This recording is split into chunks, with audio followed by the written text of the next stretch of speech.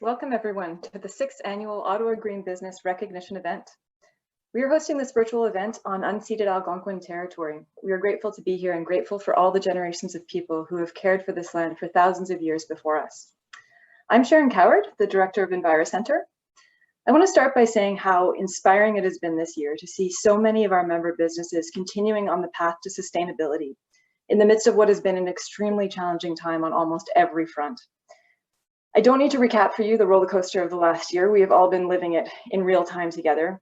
But I do want to thank all of you, our members, for staying committed and finding the time amidst all the extra work of pivoting business lines, reforecasting time and time again, childcare, family situation changes, technology changes, for finding the time amidst all of that to continue to focus on setting targets, tracking impact, and building new sustainability projects. At EnviroCentre, of course, we've been doing much the same thing. To support local businesses to take action, in early 2020, EnviroCentre pivoted ourselves. We adapted our business program and services to support effective online engagement, networking, and education.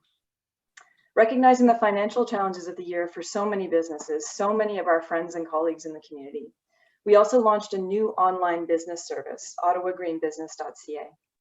that allows Ottawa businesses to engage in the early stages of sustainability planning at a low impact annual cost and at their own pace. As you all know, we also took this opportunity to rename our program, recognizing that names with numbers and addresses in them aren't all the rage that they were 10 years ago, but also recognizing that the City of Ottawa has moved to set clear and ambitious targets around emissions reductions and climate action. And Ottawa businesses need a clear and united approach to supporting one another to engage in climate action and to set their own targets. So we have brought this together and anchored our program right here in Ottawa with Ottawa Green Business. Studies indicate that the best way for businesses to effectively reduce carbon emissions is to set clear targets and track carbon emissions. So we encourage all of our businesses to follow this path through the Ottawa Green Business Hub, formerly Carbon 613. This year, we worked with Green Economy Canada to improve our impact tracking tool to best benefit our business members. We also developed a tenant emissions tracking tool to support new members who rent or lease spaces for their business operations. Studies also show that once 25% of a given group are on board for a change, a kind of tipping point is reached, and change begins to happen in that group across the board. EnviroCentre wants Ottawa to hit this point for local businesses and sustainability over the next 5 years to accelerate the path to zero emissions at the pace required to meet our targets. This is why we've expanded our service offerings. This is why we've opened up our membership and looked for ways to engage more businesses in action in ways that are best suited to each business. While local businesses today have many things on their mind other than climate and have less time than ever to spare, with respect to climate and climate change itself, there is still no time to waste. So in addition to thanking you profoundly for your ongoing work, we hope this coming year that Ottawa Green Business members will take up the torch again and lead Ottawa's business community into a culture of change and a zero emissions future. We're here to help make that happen. Finally, for all of you with deep Zoom fatigue, we are excited with you to meet up again in the not too distant future for the in-person networking events that we used to be known for. And eventually next year, we hope for an in-person evening of recognition with actual real drinks, real people, real conversations, and all the energy that goes along with that. So we're looking forward very much to seeing you there as soon as we can. And in the meantime, enjoy your virtual day of recognition. Thanks very much, Sharon, and hello, everybody. My name's Evan, and for those of you who don't recognize me, I'm the program coordinator for Ottawa Green Business. I'm just going to start with a few logistical notes here before we introduce our first award of the day. Please note that this call is being recorded so that we can share clips on social media and YouTube after the event. It's a great way to get the word out there to those people who can't make it with us live today. And for this reason, we're also asking that you please keep yourself muted during the presentation portion so that the speakers are clearly audible to everybody. However, please feel free to use the chat box and the reactions that are in Zoom throughout the event to express your support, celebration for our award winners and our speakers. So first things first, on to our first award. The Climate Action Leadership Award is presented to the Hub member who showed the greatest commitment to improving sustainability and engagement within their community and across the network, as well as in their own operations. Congratulations to NVision Insight Group for being this year's Climate Action Leader.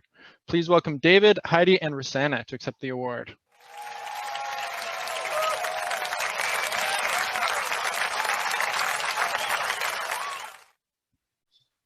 Hey, Evan, I wasn't sure if you wanted us to say something after that lovely, we're the first, so go figure. We are super happy to be a part of the Ottawa Green Business. We had a climate change committee before joining, and we were doing good things, but really joining your organization helped us to focus and figure out what we wanted to do and how to get there. And working at NVision has been fantastic because the leadership there and the coworkers and staff are all on board, and there's amazing participation at our climate change committee meetings. We especially enjoy the challenges that you guys have been putting out recently. It might just be me because I'm a bit competitive, but go figure.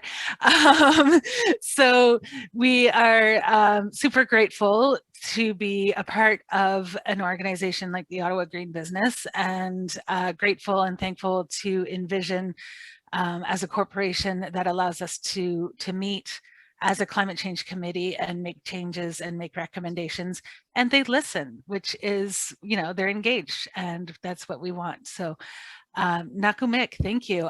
Over to David in case he has anything else to add. Yeah, I just want to say miigwech and thank you for the award to our company. And this year has been so isolating in a way for us all, kind of working from home, and these types of networks where we can have kind of this community here about green and sustainability has been huge to lifting our spirits up. So it's just been a great our climate change committee has been just great on our souls collectively, just trying to stick together and working towards that future that we can all be proud of. So I know it's more of a business type of thing, but yeah, it's just been a great relief and just providing so much hope and opportunity. So I can't thank enough to the management at our company, who's also allowed us to have monthly meetings, but also weekly participation and sharing the newsletters and having lunches together and discussing all the ways that we can do better for our environment. So yeah, thanks again to everyone, and thanks to the Ottawa Green Energy Hub, and yeah, thank you. That's great. Thanks for that positive feedback there, you guys, and congratulations again to NVision. My name is Brody, and I'm a program coordinator at EnviroCenter. And joining us now is Janice Ashworth, project manager with the City of Ottawa's Climate Change and Resiliency Unit. Welcome, Janice. Thanks, Brody. Let me just share my screen here. Okay. I think you can see that now.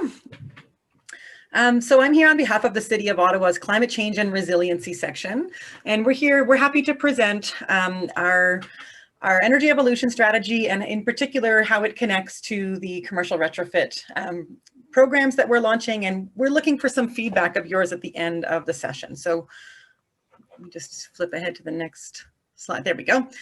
So I'll give you an overview of our greenhouse gas emissions targets and inventories, talk about the strategy, the energy evolution strategy that is, and then get some feedback from you folks about the commercial retrofit accelerator program that was one of the priority projects under the energy evolution strategy.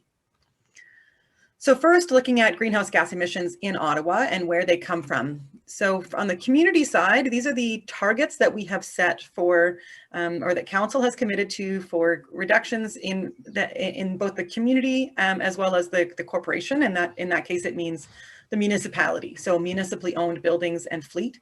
So sorry, both are drawn from, yes. Sorry to interrupt. We're just not seeing your screen share. So I'm just wondering if you want to try that again. Oh, sorry about that. Okay, yeah, seems like it's paused. There, can you see it now? Yes. Okay, Perfect. sorry about that. I don't know how that happened. Thanks. So yeah, so the community.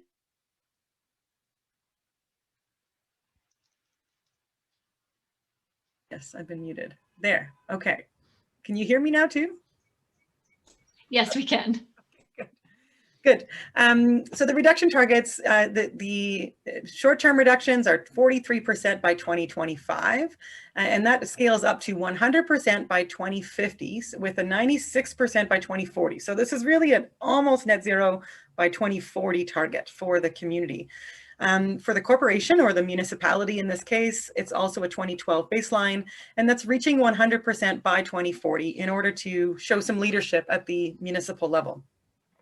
So these are very aggressive targets, but they are in line with the Paris Agreement internationally, as well as the federal government's commitment to those international agreements. So that's where we were building upon our, from the carbon budget that was resulting from those international commitments. Where are we at today with regards to emissions? So you can see emission reductions have been witnessed over the last 7 years, but we are going back up. That reduction that we saw from 2012 to 2016 was largely the result of the province taking coal out of the electricity grid. So that was the single biggest drop in emissions that we've experienced in the past decade. But emissions are starting to creep back up, and you can see these dots on the right as to where we need to be going. So we need to have significant reductions in the next, 3 years in order to achieve that 2025 target. You can also see from this graph where the emissions are coming from. So what jumps out at you is the blue and the orange sections. So that's buildings and transportation are the biggest sources of emissions in the community in Ottawa, and should be the focus for all of our efforts, or the bulk of our efforts for reductions. This very similar story is true for the municipality. However, there's a larger influence of transportation.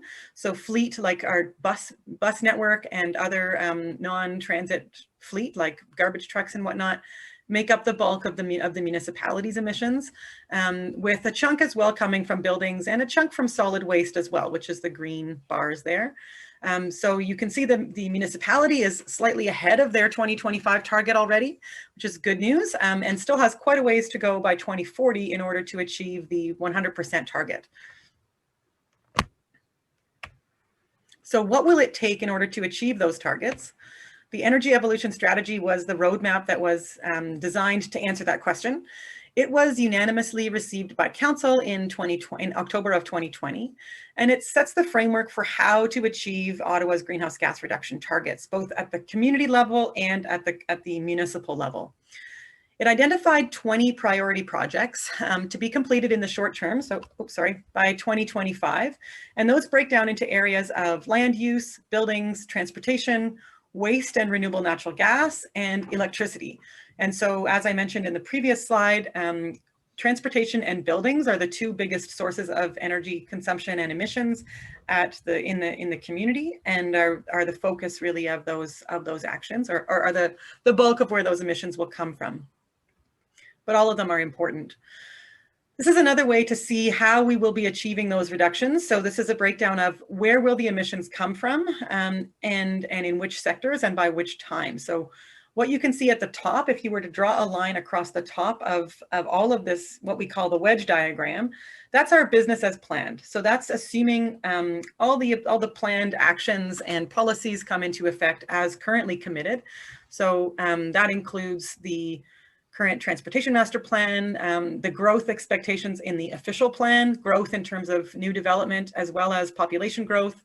It also includes trends that we've been seeing in the building industry, plans for the building code upgrades, and uptake of electric vehicles, like the market trends that we've been seeing so far.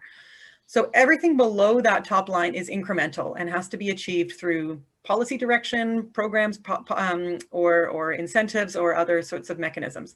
And that's where we really need to work together with folks like you folks, who are all leading in your sectors, of how do we get you to go further faster, and how do we get your examples to be replicated across the rest of your industry. Again, you can see here transportation and buildings contribute the largest reductions, but not to be overlooking the role of waste and renewable natural gas. Some emissions that still need to be scrubbed out of the electricity sector, and new buildings. So the top 5 actions from all of that energy evolution strategy, assessment were: number 1, electrifying personal vehicles. That has the single biggest impact if we electrify the entire fleet of personal vehicles. Number 2 is retrofitting existing residential buildings. Number 3 is diverting organics and creating renewable natural gas, or biogas as it's sometimes called. Number 4 is retrofitting existing commercial buildings. Number 5 is transitioning to a zero emissions commercial fleet. So not just the personal vehicles, but also the fleet vehicles or commercial vehicles, making those zero emissions as well. So just focusing on the commercial buildings, because that's really the focus for this group, is a commercial retrofit program. I'm looking to ask you a few questions. So Mandy, this is where the polls come in. So we're looking at, I'll give a bit of background and then you can launch the poll, Mandy. We're looking at 3 components to our commercial building program. And I'd like to get your feedback just quickly on which of those components are valuable to you. The first component is what we're calling the disclosure challenge, or it's leveraging Canada Green Building Council's disclosure challenge. What I've got here on the right-hand side is a picture of that disclosure challenge map. And so each one of those dots represents a building that has voluntarily disclosed their emissions and energy consumption at the address level and allowed their building to be shown on this map for all to see. So it really creates that culture of transparency, and it informs not only the building owner, but as well as other buildings that are in that sector and tenants who might be looking for space in that building about the nature of, the energy consumption and water consumption of the buildings. So we're looking to increase the use of this tool, the disclosure challenge tool, and increase that culture of transparency. So my first poll question is, who amongst you already has an Energy Star portfolio manager account for monitoring and maintaining your, or monitoring and tracking your energy and emissions use? So you can just answer question number 1.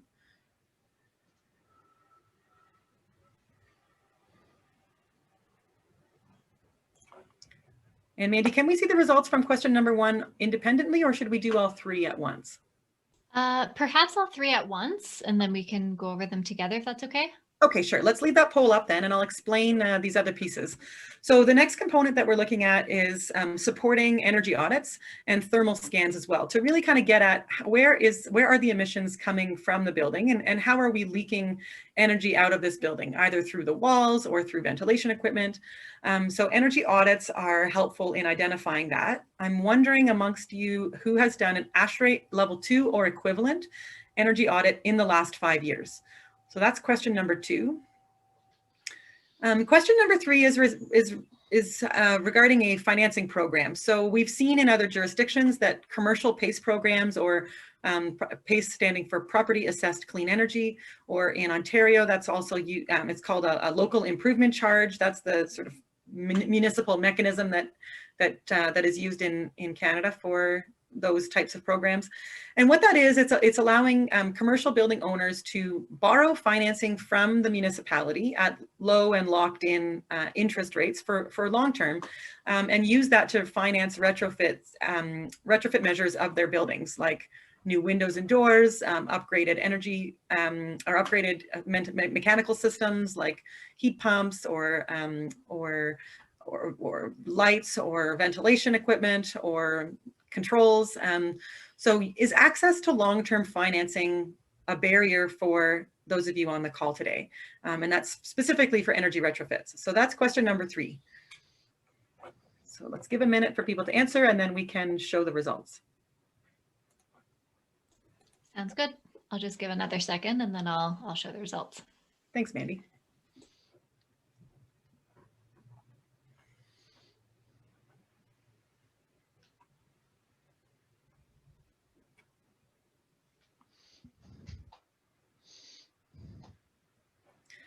Okay, so the results are showing that the majority of you have an Energy Star portfolio manager account. So, oh, sorry, I don't. Sorry, the majority of you do not have that. 25% do have that. 25% also have done ASHRAE audits, but 75% have not in the last year. And 63% of you say that access to long-term financing is a barrier to retrofits. So something like a commercial PACE program might be useful. Okay, great. So this shows that there's lots of room for improvement and lots of room for support, and that we could maybe zero in on a few of these pieces. So I guess in terms of next steps, what you can hope to hear from us is a draft of the program, and we're hoping to take something forward to council this year, likely in September, to launch such a program and support with many of these components. So the the disclosure challenge, some energy audit type support, and some commercial retrofitting financing over the longer term. But these the last two components will take a little bit longer to roll out as we search for and secure funding and financing. But the first one will be the first thing out of the gate. So thanks for your time on that. If you have questions, feel free to contact us at the climate change team, climatechange@ottawa.ca. You can check out some of our work and the full strategy at ottawa.ca/climatechange. You can see all the details of the energy evolution strategy, some initial slides around, or some initial thoughts around the commercial retrofit accelerator program. And you can take a look at our virtual dashboard as well that shows that gives a depiction of where the energy and emissions reductions will come from geographically across the city. I'm open to taking any questions that might have appeared in the chat or coming back later for the question and answer period.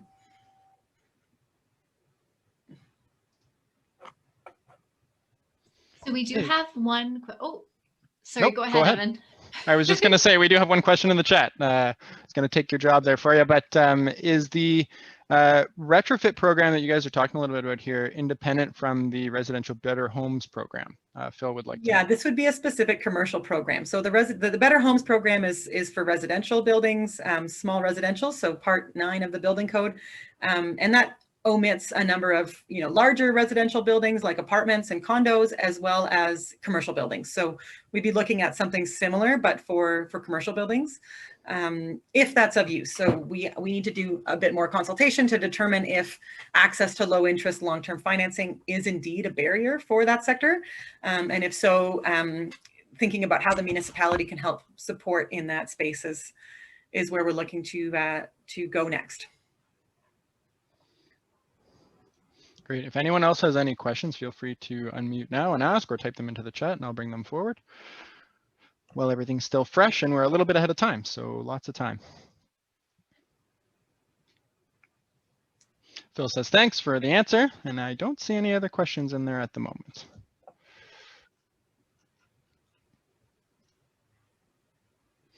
Okay, great.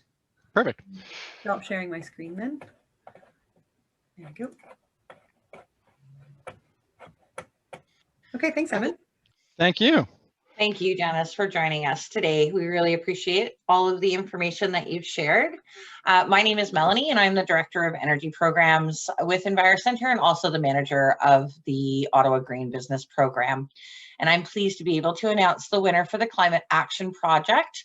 The Climate Action Project Award is presented to the hub member who implemented the year's best sustainability project. So I'd like to congratulate the Shepherds of Good Hope for being this year's sustainability project leader. Please welcome Deirdre, the CEO of Shepherds of Good Hope, to accept the award.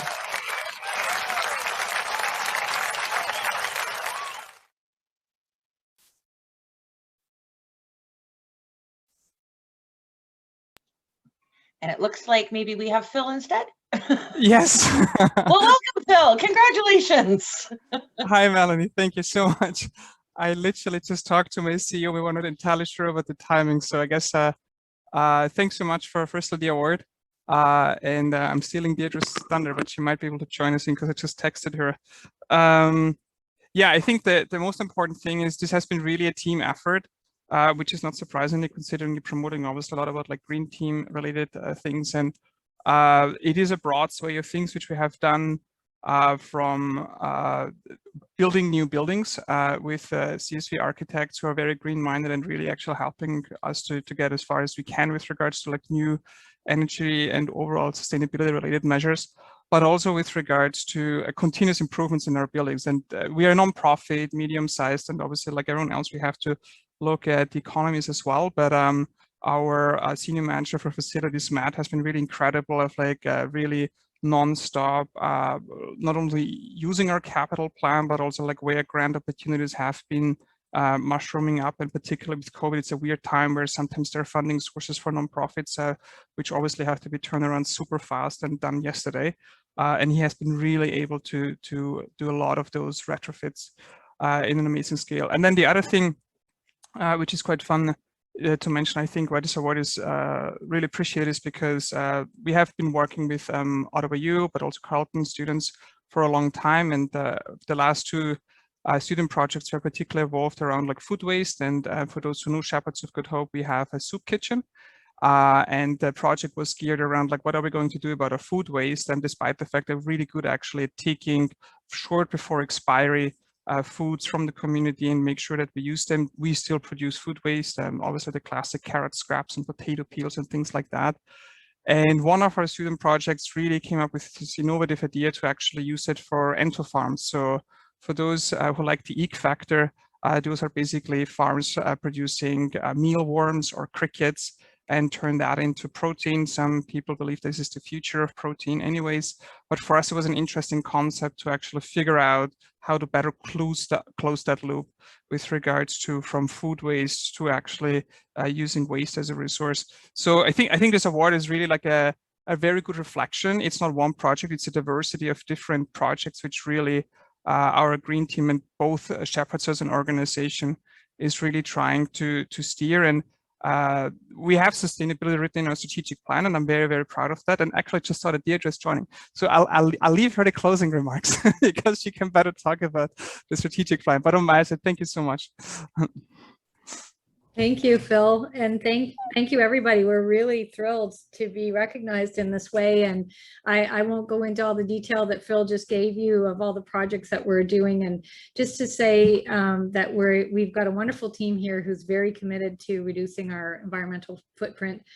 We really do want to be a leader in the not-for-profit sector.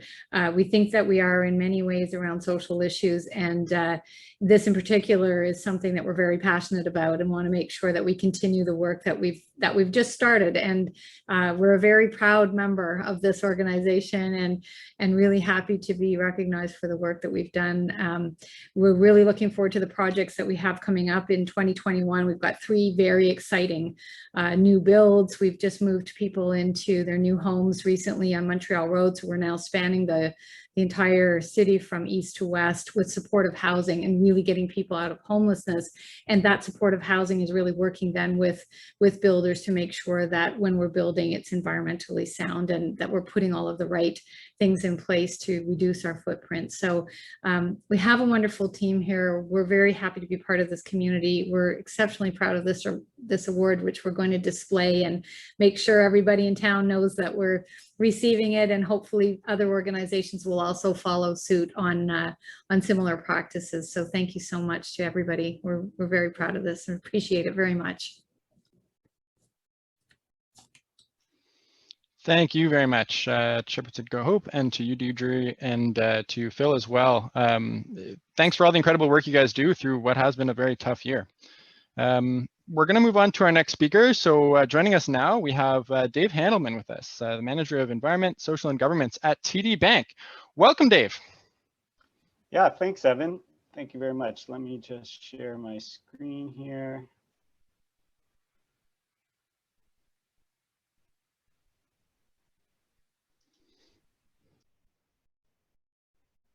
Okay.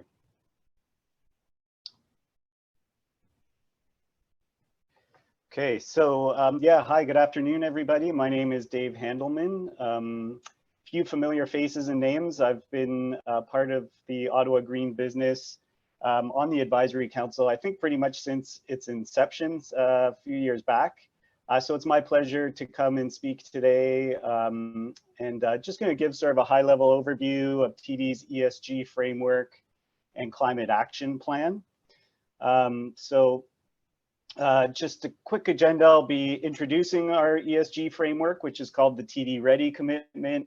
Be talking a bit about TD's environmental leadership in the past and you know, rising to the challenge to do more. talk about TD's climate action plan and also how TD supports the transition to the low carbon economy. So TD strives to be the better bank, but not just in terms of profitability, but also in terms of being purpose driven. And really we see that right around the world, citizens and consumers want to do business with companies that share their values. And I think the stat that stands out here, for me, 62% of people globally believe it's the responsibility of companies to act with purpose and make the world a better place. And I think that that could not be more true for the big banks in Canada, TD being one of the big five that is really a steward of the Canadian economy and society. And so it makes sense for business, but it is also our responsibility to help make the world a better place. And there is a business case for environmental, social, and governance as well. Really purpose-driven companies. It's not just a mere tagline or marketing campaign. It really needs to be the fundamental reason for being of a company. It needs to be embedded in the very fabric or DNA of a company. And it's not mutually exclusive from profits, but they should reinforce each other, that we can be purpose-driven and help contribute to a sustainable and prosperous economy and society, and be profitable at the same time. So back in 2018, TD did launch what we call the TD Ready commitment. And really the goal is to help open doors for a more inclusive and sustainable tomorrow. TD was one of the first companies to commit at a minimum 1% of our profits to the community. And so part of this commitment for the Ready commitment is $1 billion in community giving by 2030. So it's a big number, obviously. And the Ready commitment really consists of 4 interconnected drivers of change. And so often in the past, corporate citizenship or CSR and corporate philanthropy would focus on social elements or environmental elements. And often those would be almost in silos. And really part of our approach looking at these pillars is that they are all interrelated and interconnected and reinforcing, and there's a lot of synergies. And we look to combine those and certainly support organizations and events where multiple drivers of change would be impacted.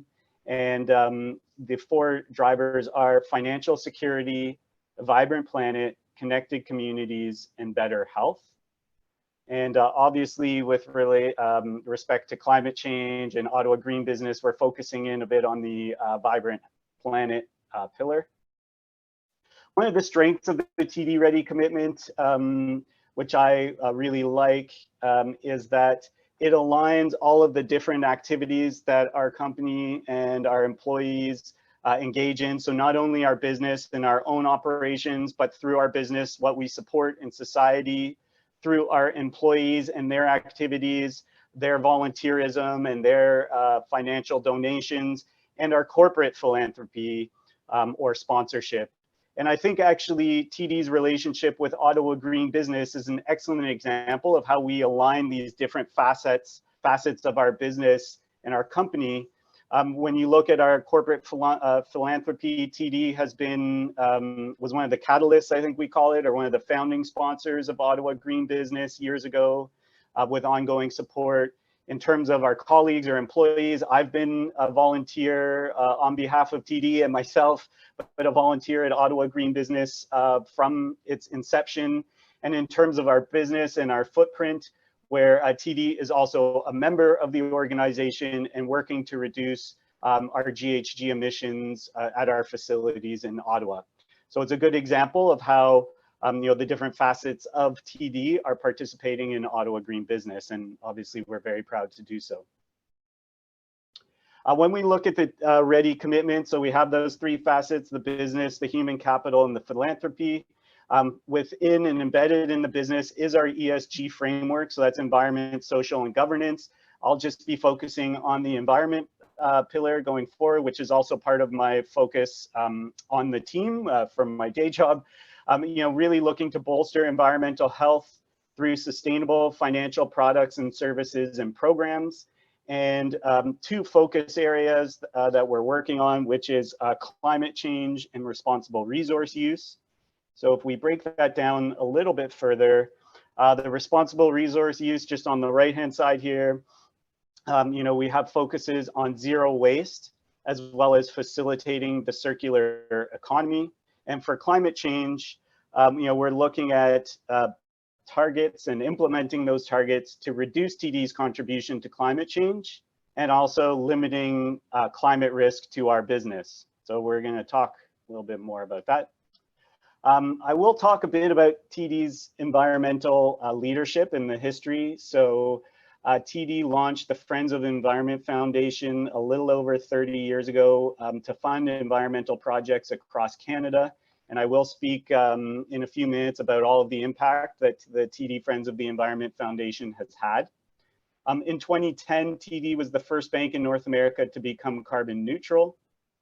In 2014, TD was the first bank in Canada to issue a green bond, and we've done it about every 3 years since. So in 2017 and 2020, we issued further green bonds.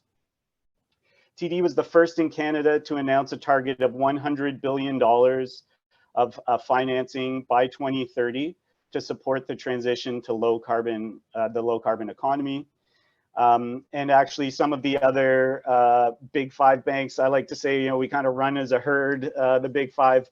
And so some of the other banks have followed suit, both on becoming carbon neutral and setting financing targets for the low carbon economy. And so TD is helping to sort of trend, forge that path. And then some of our peers, the other banks, are following suit. In 2018, TD issued our first sort of climate risk report aligned to the TCFD, or Task Force for Climate related Financial Disclosures. So a report in 2018 and each year since. And for the 7th consecutive year, TD is included on the Dow Jones Sustainability Index, being the only North American bank on the World Index in 2020.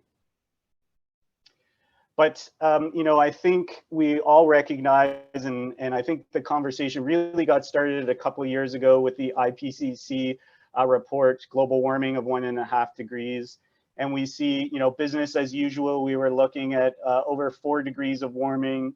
Current policies put us close to in the neighborhood of 3 degrees. Net zero targets might be just north of 2 degrees. But, what we all need to do is strive to get down to that 1.5. And the reason for this, and that's what the IPCC report really honed in on, and I won't go into all these details, but the difference between 1.5 and 2 degrees really matters. It makes a big difference in the number of extreme weather events. For biodiversity, you see double to triple the number of species that are impacted. For water availability, tens of millions of more people impacted. Triple the number of people exposed to extreme heat waves. We see lower economic growth at 2 degrees than 1.5. We see lower agricultural yields, less Arctic sea ice, more sea level rise. So the impacts are all encompassing and quite significant between 1.5 and 2. And so we all, it's an urgent call to step up our efforts. So TD's Climate Action Plan, which was announced in November of 2020, was to achieve net zero greenhouse gas emissions by 2050, aligned to the Paris Agreement. And this includes both our operations and our financing activities. And so the financing activities is the interesting part. And I'll speak more about that. But, the first step, like all members of Ottawa Green Business, the first step is establishing our GHG emission baseline. So TD has been reporting our Scope 1 and Scope 2 and part of our Scope 3, I think, business travel for several years. But right now, we're actively working on including our financing activities. And it gets very complicated. There are a few emerging methodologies. TD has participated in some pilots with other banks around the world. But just for a second, if you think about establishing the boundaries when you have multiple banks funding a particular project. Let's say that project is owned by multiple companies. And so really establishing the emissions that would be attributed to one bank's financing gets very, very complex. But that is the first step, which we are actively working on, setting that baseline. And we're really looking at taking a sector-specific or industry-specific approach. We're looking to prioritize GHG reduction opportunities, so focusing on the industries and sectors with the highest emissions where we can have the largest impact first. And part of that approach will be to engage with our clients to help them and advise them on their path to reduce their emissions, similar to what Ottawa Green Business does, but working with our clients to help them, on their transition. We'll be working on and are working currently on our interim GHG reduction goals. It's all fine and grand to say, oh, by 2050 we'll be net zero, but we need urgent action and we need to set those goals, and that's what we're actively working on. Fellow members of my team are working on right now. And we have committed to report on our progress starting with 2021. And part of my job responsibilities are actually helping to formulate the strategy for TD's climate action reporting for the enterprise. Part of our climate action plan in the announcement included creating a sustainable finance and corporate transition group within TD Securities. And again, they're working with sectors, clients in different sectors with a sector-specific approach, providing advisory services and transition and sustainability focused financing. We also create an ESG center of expertise with several hubs that bring together experts from across TD, really to look at improving our data measurement and analytics, our investments in research, supporting academic progress and thought leadership, and technological innovation, as well as policies. So, this audience probably knows this very well, but really our commitment was from carbon neutral to net zero. So in making that commitment, rather than just being committed to offset emissions, we're committing to reduce the emissions that we can, and for those that we can't, that we would remove as much carbon from the atmosphere or from the air equivalent to the emissions. Part of that announcement also included an Arctic prohibition, so we will not be providing any new project-specific services for activities related to exploration, development, or production of oil and gas within the Arctic Circle. And just thought I'd give a bit of a flavor, across the TD enterprise, what some of the opportunities and challenges or risks for TD in the banking industry, just to give you an idea. So certainly on the opportunity side, we want to seize those opportunities and help finance the green agenda. So that would be things like helping the transformation of energy production towards renewables, helping to refurbish plants to reduce emissions or capture and store carbon, helping to electrify transport. And we'll look at some of the impact that TD has had in those areas. Also mitigating risks or the challenges. So, protecting our business. So real estate market collapses in low-lying areas, increased risk of major crop failures that could threaten the agricultural sector. Stranded assets, or the closure, one example would be a closure of coal-powered power plants before the end of their useful life. And when we look at the low carbon economy, we have multiple pillars that we focus on. So our business impact, research and innovation, and our corporate citizenship or philanthropy. And in terms of our business impact within our own operational footprint over a 4-year period from 2015 to 2019, despite the growth of our business and near double-digit growth year over year, in revenues, we saw a 5% reduction in energy use, a 21% reduction in scope 1 and 2 GHG emissions, and 3% reduction in water use. So good progress, but lots of work still to do, no doubt. Furthermore, in our business impact, looking for our $100 billion low carbon target between 2017 and 2019, TD did invest, lend, finance, or underwrite $43 billion.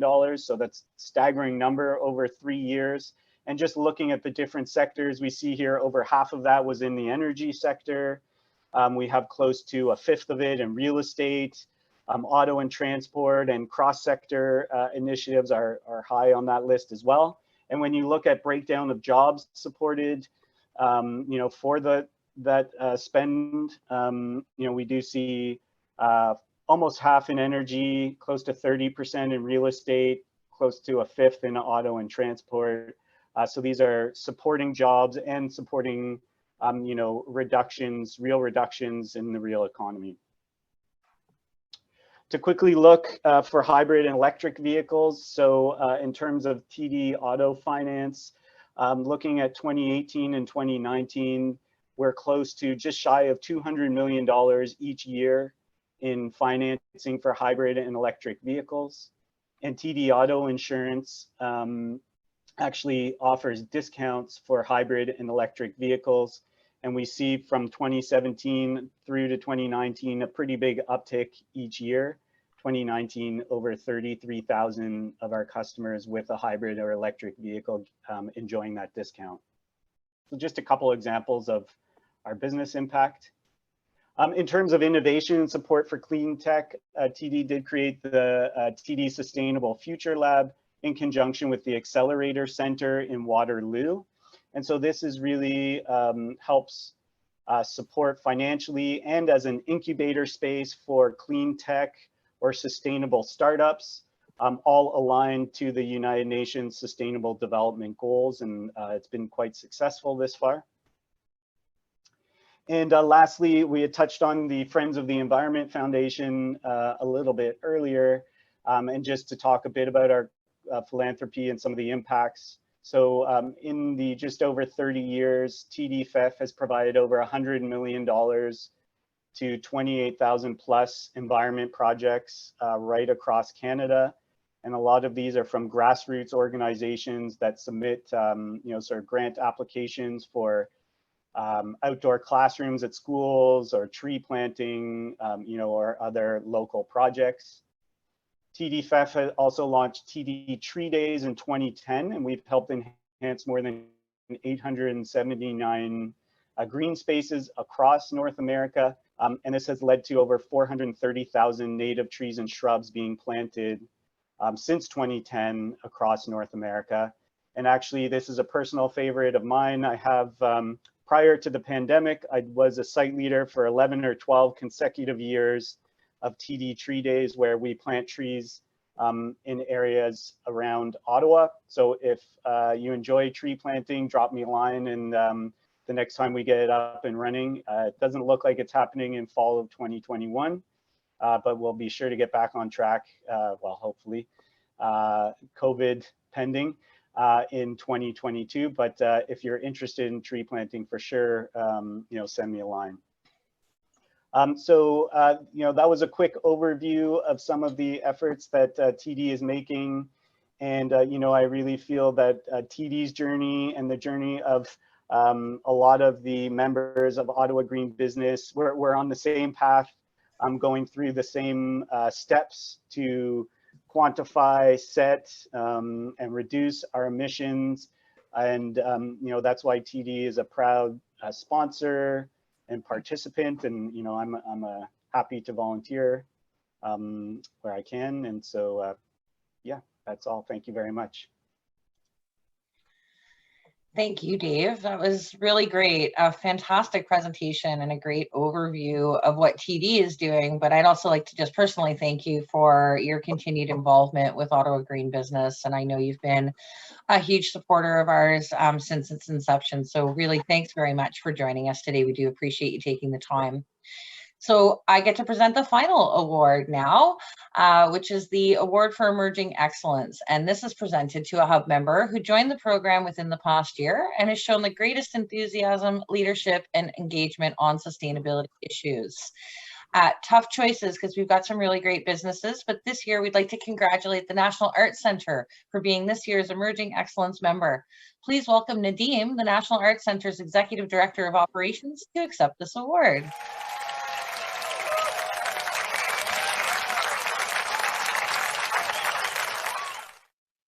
Thank you. Thank you so much. I love that virtual applause, actually. It's pretty cool. Hello, everyone. Bonjour tout le monde. Il me fait plaisir d'accepter ce prix au nom du Centre National des Arts. On behalf of all my colleagues at the National Arts Center, thank you for this award. We are very grateful and proud to be a member of this team. Congratulations to all the other award recipients today. My colleague James McNeil is also here, and he has been leading the various projects over the past few years. We're both actually on vacation this week, but we're happy to be part of the conversation here today. As the national leader in the performing arts, the National Arts Center has a vital role to play in the fight against climate change. We have identified this as one of the key values that inform our strategic plan that was published in 2020. Over the past year, my colleagues and I have worked to gather data and establish a greenhouse gas emissions baseline for the National Arts Center.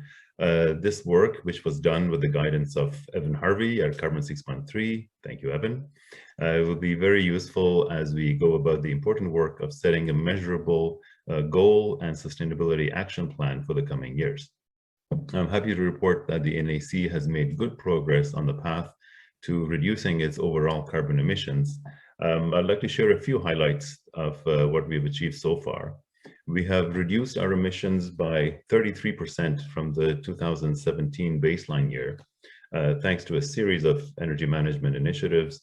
That percentage represents a reduction of about 1,400 tons of carbon dioxide over the last 3 years. Some of those energy management initiatives include upgrades to the electrical and mechanical systems in the building, using more efficient variable frequency drives, temperature sensors in the ventilation systems, monitoring energy consumption, and so on. We have also upgraded more than 80% of the lighting so far to state-of-the-art technologies such as LEDs, and we've replaced some of our exterior doors with more energy-efficient models. We have also made significant progress on waste diversion and compost side of things. For instance, the NAC is using plant-based compostable cups and cutlery, and we have diverted more than 1 million plastic food and drink containers from the landfill annually. We're also looking at more sustainable ways of producing works for our stages.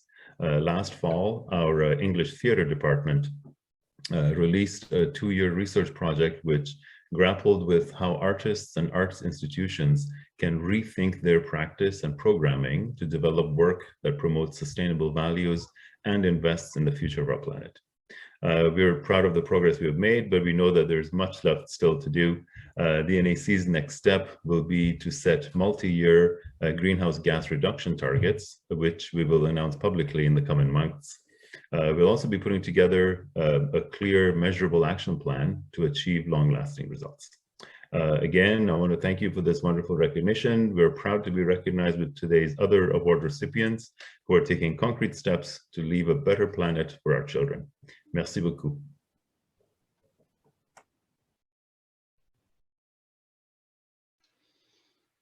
Thanks, Nadim. That was great. I really appreciate you coming out here today and spending the time, especially since it sounds like you're on vacation there. So again, much appreciated both taking the time today and all the great work that you guys have done since you joined the program. I know you guys have come in with a lot of energy and enthusiasm, and it's been a real pleasure working with you. So thank you for that. I do recognize we're quite ahead of time for our event today. So we have more time than expected for questions for speakers or presenters. So I'm asking anyone on the call right now who is interested in asking a question, feel free to unmute yourself and go ahead and ask out loud, or feel free to type a question into the chat box and I can bring it forward to whoever would like to answer. So I'll give people a minute there now. I found the poll interesting that Janice put forward. So maybe while people are thinking there, I'll ask a quick question of that if Janice is still around. But the Energy Star Portfolio Manager is a tool that we've heard of a lot. It is popular across Canada and the United States for tracking emissions specifically from buildings. Doesn't incorporate some of the scope 3 stuff like business travel, but I know that one of the sort of drivers of using this this tool is the Energy and Water Reporting and Benchmarking Program from the province, which is essentially a regulation that requires buildings over a certain size, which I think is currently about 100,000 square feet, to report on their emissions. And that threshold is going down in the next little while. So not sure again if Janice is available to answer if she knows, but I'm curious about how many people on the line or how many businesses in Ottawa that shift might affect if it goes down from say 100 to 50K. Because right now we know that reporting is something that a lot of businesses are doing because it gets them ahead of the curve. And as Dave was pointing it out with TD's example, there's a lot of business benefits to being on top of all your sort of metrics. But I'm curious about, since there was a question in the chat about mandatory reporting and how that would maybe drive some of this participation forward. How many buildings, does anyone on the call know if their building would be impacted, if they're between 50 and 100? If Janice is still here, does she know anything about buildings in the city that might be impacted? But that's an interesting takeaway that I had from Janice's presentation there. I think this brings us basically to the end of our virtual afternoon of recognition today, a little bit ahead of schedule. So in spite of a very difficult past year for most, I'm inspired, and I hope many of you are as well, about the potential for Ottawa's workplaces to make a big impact on our community's path to GHG emissions reductions and a more sustainable future for all with the support of Ottawa Green Business Program. Today, we heard from many types of businesses and workplaces that vary greatly by sector and industry and size and scope of work, but all working together toward a common goal, which is combating the worst impacts of climate change. Thank you to all those members that were awarded for their sustainability work today, took the time to share their experiences, some from vacation, including NVision Insight Group, Shepherds of Good Hope, and the National Arts Center. And thanks as well to our great speakers today, Janice Asherich from the City of Ottawa and David Handelman from TD Bank. You both represent very important organizations in the local climate change battle. And it's great to hear about what you're doing and planning and supporting the community with through this transition to a low carbon future. And of course, on behalf of the Ottawa Green Business Network, I want to thank everyone for joining us today who's here, whether you're here today or whether you're watching us from the future in the recording. But thanks for joining us to recognize the collective efforts of all of our members here in Ottawa and all the businesses working towards a greener future.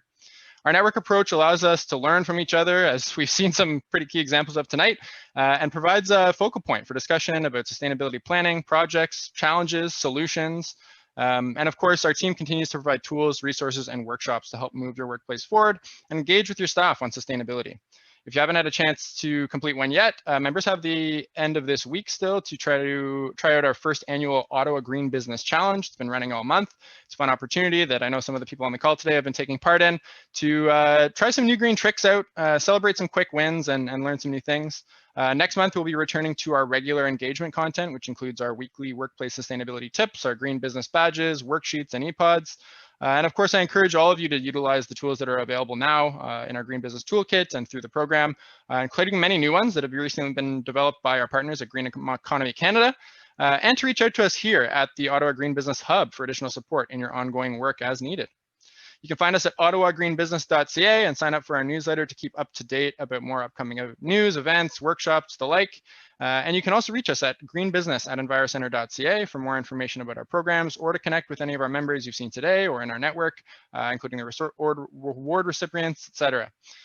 So finally, I would also like to thank all the staff at EnviroCenter who were responsible for putting this event together, including my co-hosts on the call today and the others working behind the scenes to make sure everything runs smoothly. So thanks again. Have a great afternoon, everyone, and keep it up.